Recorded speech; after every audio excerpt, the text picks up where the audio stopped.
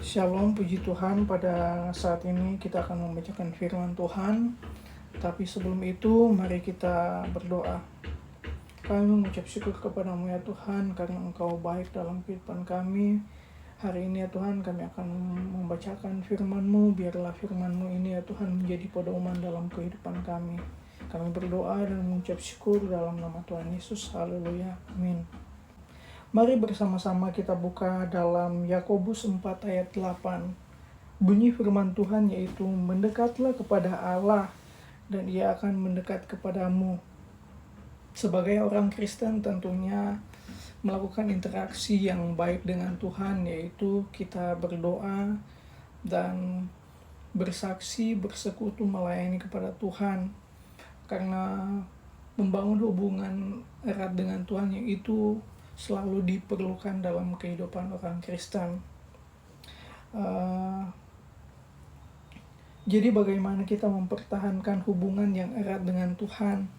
Saya memiliki 3 poin utama yang harus kita catat dalam kehidupan pribadi kita agar membangun hubungan yang baik kepada Tuhan. Poin yang pertama yaitu berdoa kepada Tuhan dengan hati yang jujur dan digerakkan oleh Roh Kudus. Dalam Yohanes 4 ayat 24 kita bisa baca bersama-sama. Bunyi firman Tuhan, Allah itu roh, dan barang siapa menyembah Dia harus menyembahnya dalam roh dan kebenaran. Karena dalam kita berdoa kepada Tuhan, kita harus dengan bersungguh-sungguh. Karena dimana kita dengan sikap yang bersungguh-sungguh, kita dapat menemukan bahwa Tuhan itu selalu dekat dengan kita. Dia memberikan jalan kebenaran dan hidup kepada kita, sehingga ketika kita mengandalkan Tuhan dalam kehidupan kita, Tuhan selalu menolong dan melindungi kita dari segala mara bahaya.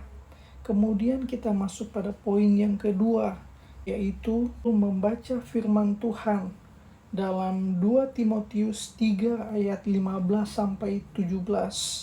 Kita ambil poin pokoknya saja. Yang pertama yaitu firman Tuhan bermanfaat untuk mengajar. Dalam bahasa Yunani kita kenal sebagai didakalia.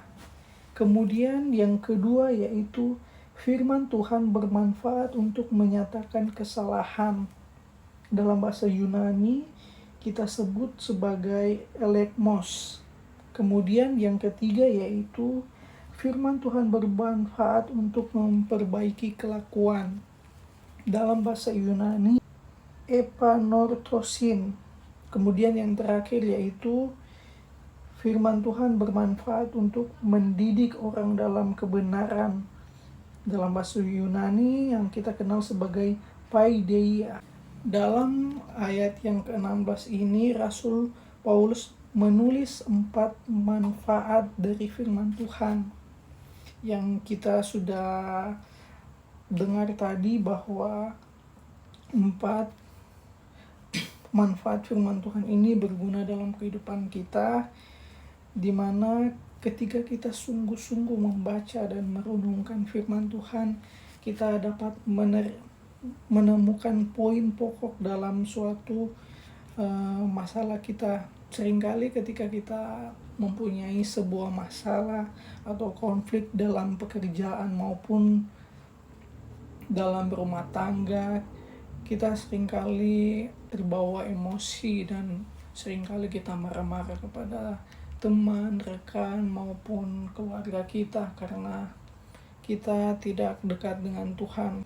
Mencari kebenaran yaitu kita membaca firman, merenungkannya, dan bersaksi kepada orang-orang, menyampaikan bahwa Tuhan itu terlalu baik dalam kehidupan kita.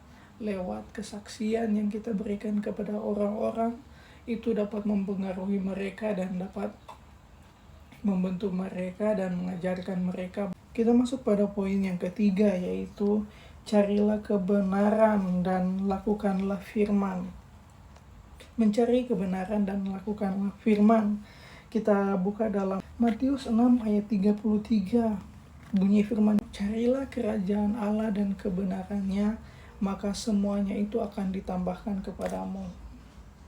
Maksudnya intinya di sini yaitu kita melakukan firman dulu dan mengutamakan Tuhan dalam kehidupan kita sehari-hari.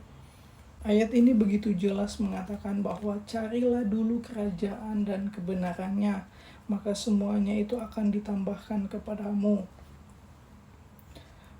Salah satu ayat yang begitu memotivasi kita semua yaitu kita harus mengutamakan Tuhan dalam kehidupan pribadi kita sebagai orang Kristen, dimana ketika kita mengutamakan Tuhan dalam kehidupan kita, tentunya Tuhan akan menyediakan segala keperluan kita. Apa yang menjadi kebutuhan kita, Tuhan akan menyediakannya.